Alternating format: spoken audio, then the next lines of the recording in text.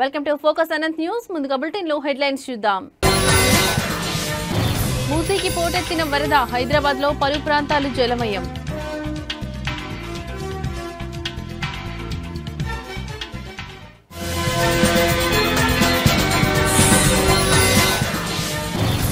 శ్రీ వాసవి కన్యకా పరమేశ్వరి అమ్మవారి సేవలో కేంద్ర మంత్రి పెమ్మసాని, అమ్మవార్లకు పట్టు వస్త్రాలు సమర్పణ.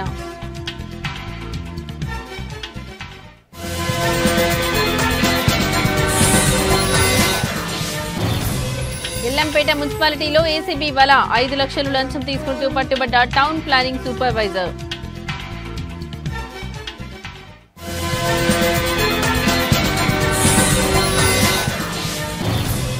గట్కేసర్ మాదారంలో బొడ్రాయి పండుగ, పాల్గొన్న మాజీ మంత్రి మల్లారెడ్డి.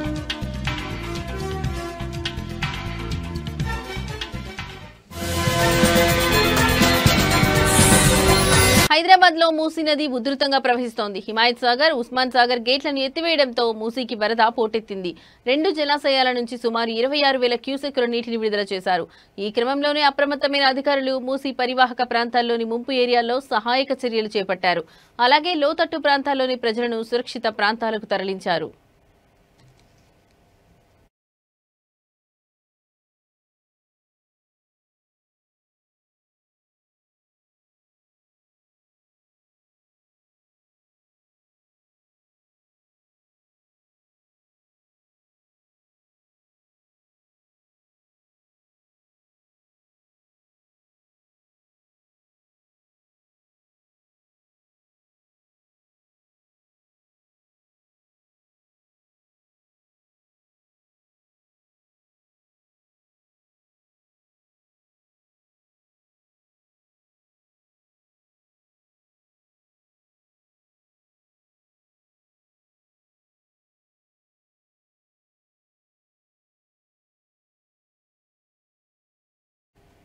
సిఐటియు బాపట్ల జిల్లా మహాసభల్లో భాగంగా రేపల్లెలో కార్మిక ప్రదర్శన బహిరంగ సభ ఏర్పాటైంది.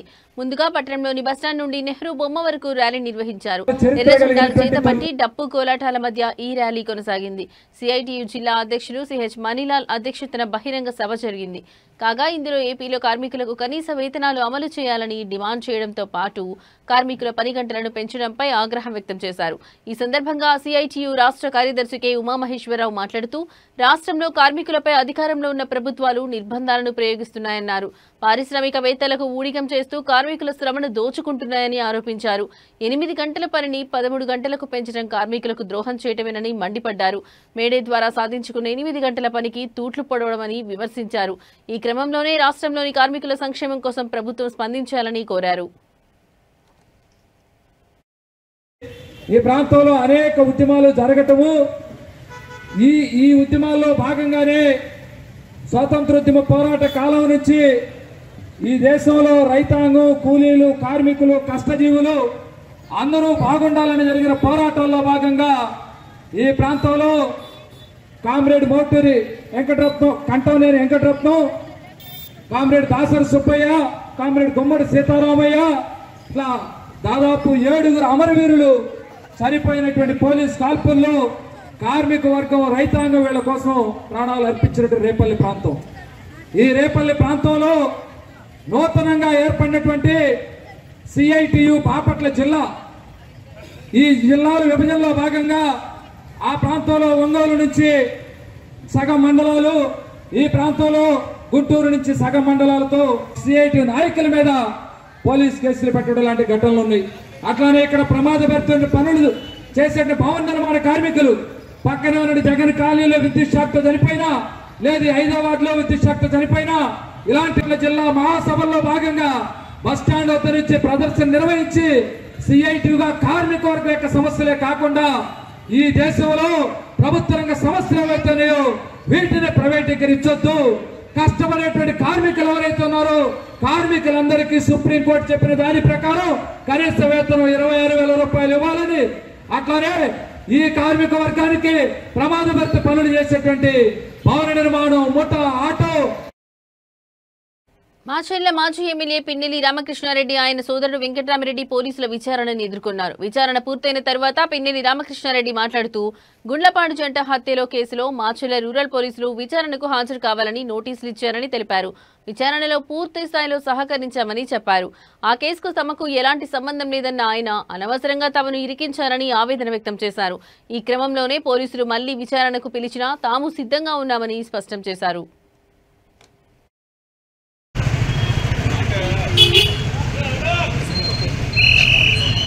జరిగిన జంట హత్యల కేసులో అన్యాయంగా మమ్మల్ని దాంట్లో ముద్దాయిలుగా చేర్చడం జరిగింది. అసలు మా పార్టీ కాదు, మాకు ఎలాంటి సంబంధం లేదు. కానీ నన్ను మా తమ్ముడిని ఇద్దరిని కూడా ముద్దాయిలుగా పెట్టడం, మేము సుప్రీంకోర్టుని ఆశ్రయించాం. సుప్రీంకోర్టు డైరెక్షన్ ప్రకారం పోలీసు వారు విచారణకి ఎప్పుడు మిమ్మల్ని పిలిస్తే వెళ్ళాలని కూడా సుప్రీంకోర్టు చెప్పడం జరిగింది. సుప్రీంకోర్టు డైరెక్షన్ ప్రకారం ఈరోజు పోలీసు వారు మాకు నోటీస్ ఇచ్చి విచారణకి రావాలని కూడా కోరడం జరిగింది. ఆ కోరిక మేరకు ఈరోజు మార్నింగ్ వాళ్ళు కోరిన వెంటనే మార్నింగ్ 10 గంటలకి విచారణకి మేము వెళ్ళాం. పూర్తిగా కూడా వాళ్ళు అడిగే ఏమైతే విచారణ చేశారో వాళ్ళు పూర్తిగా కూడా వాళ్ళకి సహకరించడం జరిగింది. దాదాపుగా ఒక 10-11 గంటలు మమ్మల్ని ఇప్పటిదాకా కూడా విచారణ చేశారు. నేను మళ్ళీ పోలీసు వారు పిలిచినా కూడా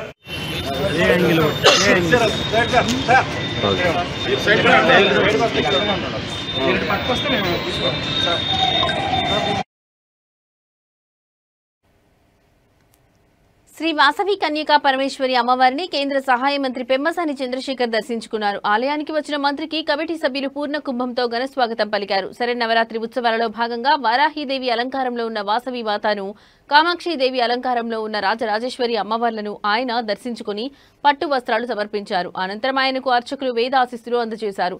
దర్శనం అనంతరం పెమ్మసాని మాట్లాడుతూ ప్రజలందరికీ దేవి శరన్నవరాత్రి శుభాకాంక్షలు తెలిపారు. దేవస్థానం కమిటీ సభ్యులు చేసిన ఏర్పాట్లు చాలా బాగున్నాయన్నారు. విద్యుత్ దీపాలంకరణతో దేవస్థానాన్ని శోభాయమానంగా తీర్చిదిద్దారని కొనియాడారు.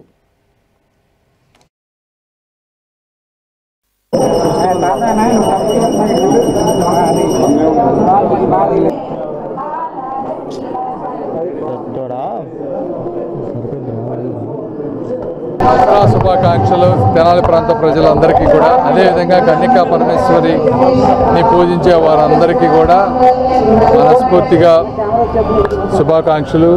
చాలా బాగుంది గుడి కానీ అంతా కానీ, డెకరేషన్ కానీ అంతా కూడా వస్తే ప్రశాంతంగా ఉంది. బిజీగా ఉన్నా కూడా లైఫ్లో ఈ దేవస్థానాన్ని అందరూ కలిసి, నేను అందరికీ ఒకటే కోరుకునేది ఏంటంటే అందరూ కలిసిమెలిసి చేసుకుంటే ఏదైనా సరే బాగుంటుంది అనేదే నా విన్నపం ఈ సందర్భంగా.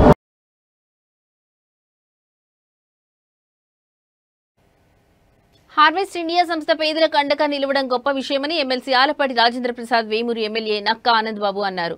ఈ సంస్థ ద్వారా సాయం చేస్తున్న కత్తెర సురేష్ దంపతులు అభినందనీయులని పేర్కొన్నారు. హార్వెస్ట్ ఇండియా తెనాలిలోనే కాకుండా అనేక ప్రాంతాల్లో విస్తృత సేవలందిస్తుందని తెలిపారు. అంతకుముందు హార్వెస్ట్ ఇండియా అధినేత టీడీపీ రాష్ట్ర కార్యనిర్వాహక కార్యదర్శి కత్తెర సురేష్ కుమార్ జన్మదినాన్ని పురస్కరించుకుని పారిశుద్ధ్య కార్మికులకు నిత్యావసర సరుకులు పంపిణీ చేశారు. పట్టణంలోని మహాత్మాగాంధీ మార్కెట్లో ఆలపాటి రాజేంద్ర ప్రసాద్, నక్కా ఆనంద్ బాబు చేతుల మీదుగా ఈ కార్యక్రమం జరిగింది.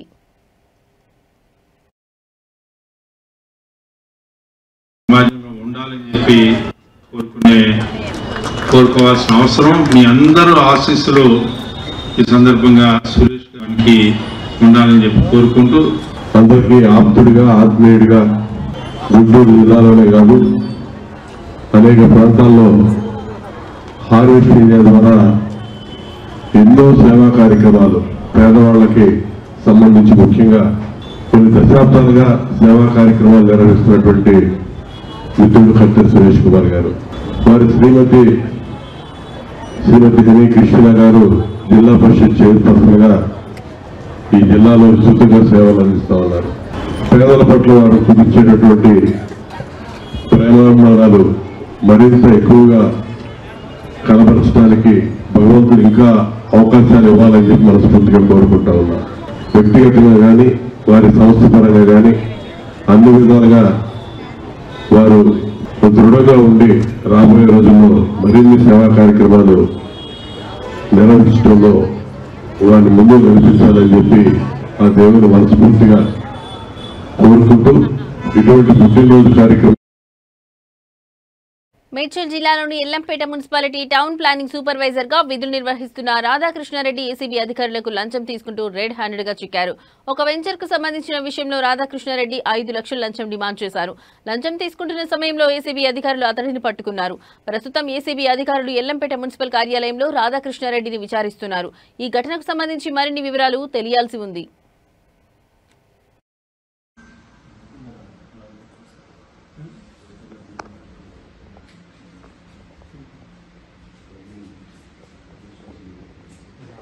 Gangasani Sridhar, DSP anti corruption bureau, Hyderabad. సరే, మాకు మొన్న ఒక కంప్లైంట్ వచ్చేది. ఇక్కడ Yellampet municipality town planning supervisor గారు రాధాకృష్ణారెడ్డి ఇక్కడ లేఅవుట్ ఒకటి ఆల్రెడీ హెచ్ఎండిఏ పర్మిషన్ తోటి లేఅవుట్ వేశారు వీళ్ళు. దానికి అన్ని కాంపౌండ్ వాల్ కట్టారు, దానికి గేట్స్ కూడా ఉన్నాయి. అయితే హెచ్ఎండిఏ నామ్స్ ప్రకారంగా హెచ్ఎండిలో కూడా వాళ్ళు ఎంక్వైరీ చేసుకున్నారు. ఎవరైనా పక్క ల్యాండ్ వాళ్ళు ఒకవేళ రోడ్స్ వేసుకుంటూ వస్తే వాళ్ళ రోడ్స్ కనెక్టివిటీ ఇవ్వాలి, ఓపెన్ చేయాలి అవని చెప్పేసి. అందు గురించి అతను ఏం చేశాడంటే చాలా గేట్స్ వాళ్ళ దగ్గర కూడా పక్క వాళ్ళ నైబర్ ల్యాండ్స్ దగ్గర గేట్స్ వేసి పెట్టాడు. ఇక్కడ ఉన్న టౌన్ ప్లానింగ్ సూపర్వైజరు అక్కడికి వెళ్ళేసి ఆ గోడ మొత్తం కూలగొట్టేస్తాను, గేట్స్ మొత్తం కూలగొట్టేస్తాను, మెయిన్ గేట్ కూడా వాళ్ళు ఒకటి పెద్ద డిజైన్ చేసి పెట్టారు గంగస్థాన్ అని చెప్పేసి, దాన్ని కూడా కూలగొట్టేస్తానని చెప్పేసి బెదిరించాడు. కూలగొట్టుకుంటూ ఉండడానికి ఒక 5 లక్షల రూపాయలు ఇవ్వాలని డిమాండ్ చేశాడు. 5 లక్షల రూపాయలు అడిగేసి ఒక వారం రోజుల కిందనే 1 లక్ష రూపాయలు ఆల్రెడీ అడ్వాన్స్గా తీసుకున్నాడు అతను. మిగిలిన 4 లక్షల రూపాయలు తెచ్చివ్వాలని అడిగాడు. అడిగితే మా దగ్గర కంప్లైంట్ వచ్చాక మేము మళ్ళీ ఎంక్వైరీ కోసం పంపించాము. అప్పుడు ఇంకా మిగతా అమౌంట్ 4 lakhs గురించి అడిగినప్పుడు ఒక 3.5 lakhs ఇవాళ తెచ్చిస్తానని చెప్పాడు. 50,000 తర్వాత ఇస్తానని చెప్పాడు. ఆ 3.5 lakhs ఈరోజు మార్నింగ్ 9 o'clockకి రాయచందని మాల్ కొంపల్లి, అక్కడే మన అక్యూజ్డ్ ఆఫీసరు ఇల్లు కూడా అక్కడ వెనకనే ఉంది. ఆ మాల్ దగ్గరికి వచ్చేసి మనీ ఇవ్వమని చెప్పాడు. మార్నింగ్ 9 o'clock టైం ఇచ్చారు. మేము మార్నింగ్ వచ్చేసి ట్రాప్ చేసాం. అక్కడ అతను కారులో వచ్చాడు. అతను అక్యూజ్డ్ ఆఫీసరు కారులోనే అమౌంట్ పెట్టించుకున్నాడు. తర్వాత అతను లెఫ్ట్ హ్యాండ్ తోటి ఆ అమౌంట్ బ్యాగ్ ఏదైతుందో దాన్ని టచ్ చేసి ఆ డిక్కీలో ముందడున్న డాష్ బోర్డ్లో పెట్టించాడు. డాష్ బోర్డ్లోకి వెళ్ళి సీజ్ చేశాము. అంతకుముందు అతని చేతులు కూడా హ్యాండ్ వాష్ చేపిస్తే లెఫ్ట్ హ్యాండ్ ఒకటి ఫినాప్థలిన్ టెస్ట్ పాజిటివ్ వచ్చింది.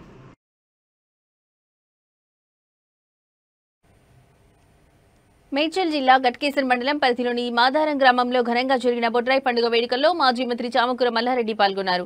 ఈ కార్యక్రమంలో మల్లారెడ్డి ప్రత్యేక అతిథిగా హాజరయ్యారు. ఈ సందర్భంగా ఆయన బొడ్రాయి వద్ద ప్రత్యేక పూజలు నిర్వహించారు. అమ్మవారి ఆశీస్సులు అందుకుని గ్రామ ప్రజలు సుఖ సంతోషాలతో ఉండాలని ప్రార్థించారు. గ్రామ ప్రజలతో కలిసి ఆయన పండుగ వేడుకల్లో ఉత్సాహంగా పాలు పంచుకున్నారు. ఈ సందర్భంగా గ్రామస్తులతో ముచ్చటించి వారి యోగక్షేమాలను అడిగి తెలుసుకున్నారు. మాచారం గ్రామంలో సాంప్రదాయబద్ధంగా బొడ్రాయి పండుగను ఘనంగా నిర్వహించడం పట్ల ఆయన హర్షం వ్యక్తం చేశారు. ఈ కార్యక్రమంలో స్థానిక నాయకులు, గ్రామ పెద్దలు మరియు పెద్ద సంఖ్యలో గ్రామ ప్రజలు పాల్గొన్నారు.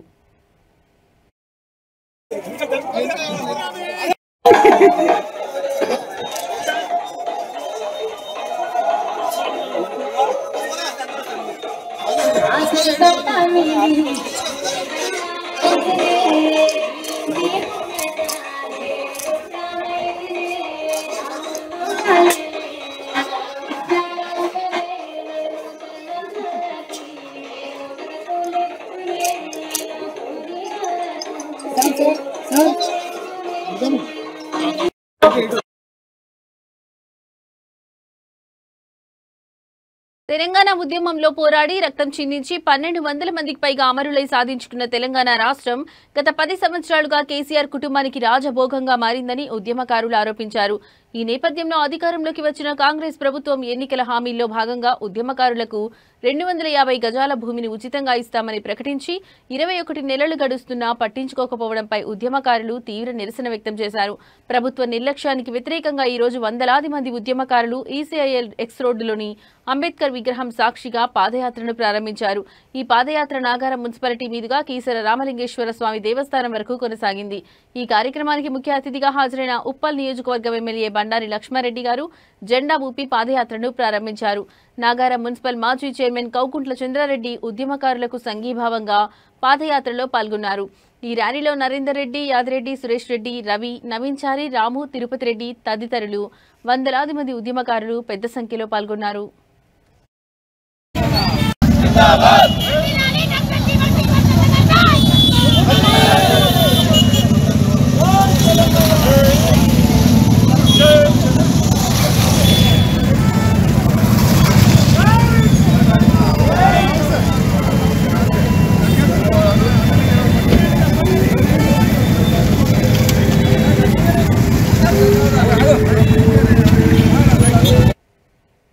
మల్కాజ్గిరి పార్లమెంట్ సభ్యులు ఈటెల రాజేందర్ రైల్ నిలయంలోని రైల్వే జనరల్ మేనేజర్ కార్యాలయంలో మల్కాజ్గిరి నియోజకవర్గ పరిధిలోని పలు రైల్వే సమస్యలపై సుదీర్ఘ సమీక్షా సమావేశం నిర్వహించారు. ఈ సందర్భంగా ఎంపీ ఈటెల రాజేందర్ మాట్లాడుతూ పార్లమెంట్లో మాట్లాడి కేంద్ర మంత్రిని కలిసి ఒప్పందించడం, మల్కాజ్గిరి పరిధిలో రైల్వే పనుల కోసం నిధులు తీసుకువస్తున్నట్లు తెలిపారు. మల్కాజ్గిరి పరిధిలో అధిక రైల్వే లైన్లు ఉండడం వల్ల ప్రజలు ట్రాఫిక్ జామ్లతో తీవ్ర ఇబ్బందులు పడుతున్నారని ఎంపీ అన్నారు.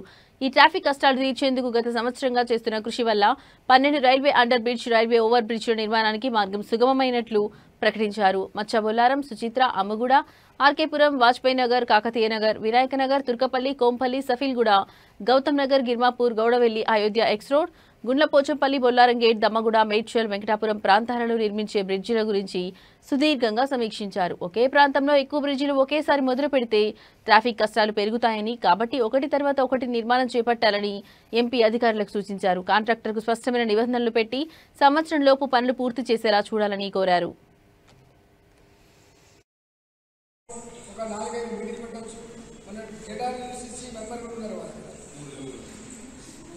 మాట్లాడుతున్న విన్నర్ వారు ఇవాళ కూడా చాలా మంది అయితే జస్ట్ ఆనందబాగ్ వాళ్ళందరూ కూడా అడుగుతున్నారు. ఒక వాక్ ఒక 4-5 మీటింగ్ పెట్టవచ్చు. మన జేడబ్ల్యూసీసీ మెంబర్ కూడా ఉన్నారు వారు. నేను మాట్లాడుతున్న విన్నర్ వారు ఇవాళ కూడా చాలా మంది వచ్చింది. ఇక్కడ ఒక 10-15 శాంక్షన్స్ అయిపోతారు. పాత మూడు కంప్లీట్ అయిపోయింది. మేడ్చల్లో ఒక 6 శాంక్షన్ అయింది, కానీ పట్టించుకుని నాకు లేదు. ఇవాళ 99% పూర్తవుతుంది. అది మేడ్చల్ టౌన్. అట్లనే దాని పక్కకే గౌడవెల్లి టౌన్.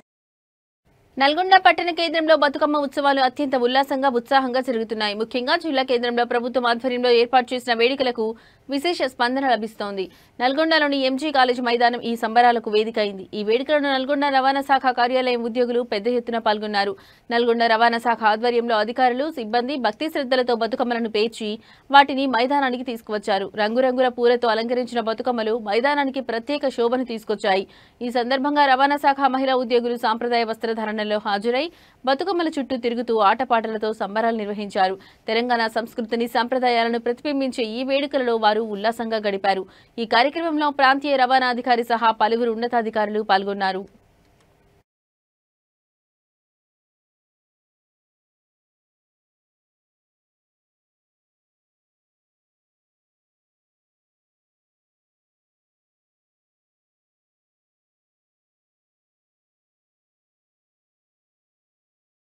ఇవి ఇప్పటి వరకు నా బులెటిన్ అప్డేట్స్. నమస్తే.